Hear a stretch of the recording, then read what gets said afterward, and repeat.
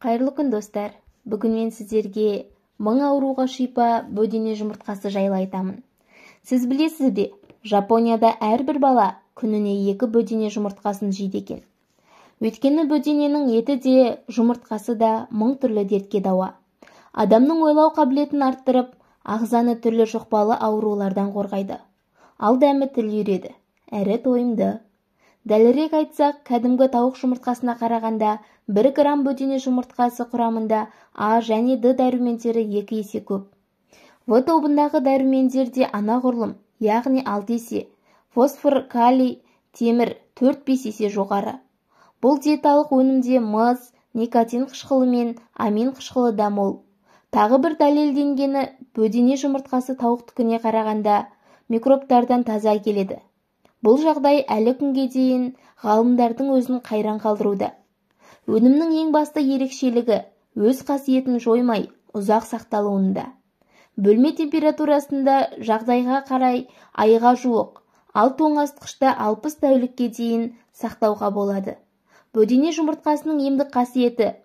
Мамандар бөдене жұмыртқасын әсіресе балаларға, қарттарға, аяғы ауыр және емізулі баласы бар әйелдерге, әлсіз жандарға жиі ұсынуға кеңес береді. Себебі бұл өнімнің адамның иммунитетін көтеріп, сергітетін қуаты мол. Нақтыласақ, бөдене жұмыртқасы мынандай ауруларға таптырмас ем. Бас ауруына, демікпе мен туберкулезге, қан қысымының көтеріліп және түсіп кетуіне, бүйрек, өкпе, асқазан, ішек ауруларын, асқазан жарасын жазады. Фосфор, калий, темірдің әсерінен есте сақтау қабілетін жақсартады. Анемияға, сәуле ауруларына, бөртпе мен диатезден құтқарады.